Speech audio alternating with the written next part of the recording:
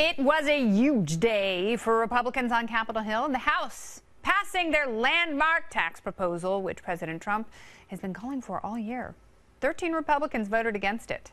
GOP leaders claim this thing is going to benefit nearly all American families, small businesses, corporations. Democrats say it's really only going to benefit the wealthy. So which is it? Let me ask Associate Professor of Economics at the King's College, Brian Brenberg. This is Brianomics. So what do you make of this House bill? Well, look, I mean, it's amazing that Republicans actually got something to pass through the House, and maybe they'll even do it with the Senate as well. We've talked about this before. The best thing in this bill is the corporate tax cut from 35 down to 20. And look, that's not just for the wealthy. By the way, that's what the Democrats are saying here. This is just a tax cut for the wealthy.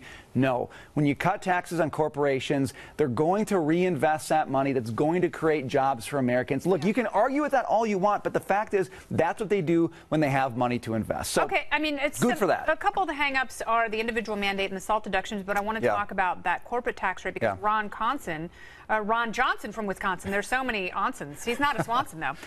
His big holdup is the pass-through rate. Yeah. And small businesses not being able to take advantage of that individual rate. So how does that differ from the corporate tax rate? Well, the corporate tax rate, look, small business, the pass-through rate is on small businesses like consulting firms or lawyers or just other small businesses that are incorporated as partnerships or things like this. And those guys are usually taxed at an individual tax rate. This plan says, no, we're going to tax you at a 25% rate. So it's good. The problem is, in the House bill... Is that higher than it has been? It's lower than it has been because the top rate for pass-throughs would have been 39% before for those earning the most money. Look, if you cut through all of this, what the House bill does is it brings that rate down a little bit. But the tax cut for small businesses, and Johnson's right about this, it's a lot smaller for small businesses than it is for corporations.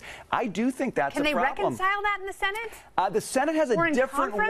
Yes, I think they can. I don't think the tax cut for small businesses is ever going to be as big as it is for corporations. And here's why. Because Republicans won't bring down the top rate. The only way you can actually solve this problem is by bringing down the top rate. And they don't have the stones to do it. They don't have the political will, which is unfortunate because people like Nancy Pelosi and her stupid hashtag GOP tax scam are bullying them. So let's talk about two of the hang-ups in the Senate. The individual mandate being scrapped for Obamacare, which I think is great, and some of the SALT deductions. Yeah, the SALT deduction thing, look, the Senate wants to get rid of those entirely. That's not going to fly with the House. I think in the final bill, compromise? I think you're going to see it move in the House direction with the property taxes. So I think you're going to see them move on that. What was the other piece? Was the individual mandate. The individual mandate. I think this is a great opportunity for the Senate, actually.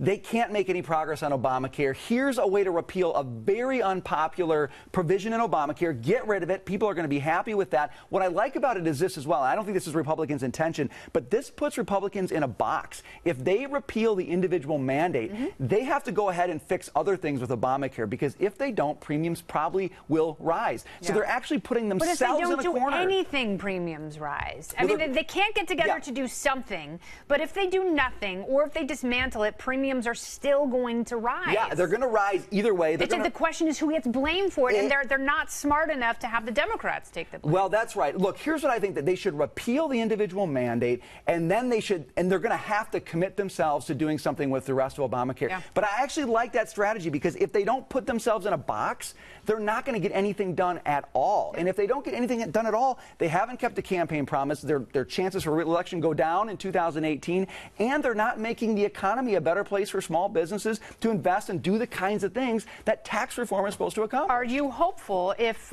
this does pass and they do hammer out a compromise, which I believe they're going to with the Senate, are you hopeful that this will have an economic impact before the midterms? Yeah, I think it'll have a small economic impact before the midterm. It's going to take a while because some of these provisions phase in, especially if they phase in the corporate tax cut until 2019. Do you think that's a bad idea? Well, yeah, if you want to get reelected in 2018, it's a bad idea. I think that's going to be a problem. But look, we've been hearing Republicans say this thing's going to pay for itself. No, it's not. It's going to generate economic activity, but it's not going to cover the $1.5 trillion cost, which means deficits and debt are still a problem. It's like a BOGO shoe sale. You may be getting some for cheaper, but you're still having to pay for shoes. Brian Brenberg, Brianomics, always breaking it down. Thank you so much. Good to see you. Great to see you.